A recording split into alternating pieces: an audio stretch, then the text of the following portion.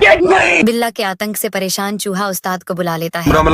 तभी यहाँ आते ही उस्ताद बैग से घंटी निकाल लेता है। सिस्टम पार देंगे। हाँ सर। इतने में एक चूहा बिल्ला को घंटी पहनाने चल देता है। अरे साला! लेकिन बिल्ला चूहा को उसी घंटी में धर लेता है। ये देख चूहा इसको चम्मच से छाप देता है। तभी चूहा फिर से इनको घंटी बांधने लगता है, पर ये बिल्ला घंटी को नाखून से काट देता है। सॉरी तभी ये बिल्ला को बैलगाड़ी का पहिया में घुमा के बेहोश कर देता है और लोहा गरमा के इनको जबरदस्ती घंटी लगा देता है।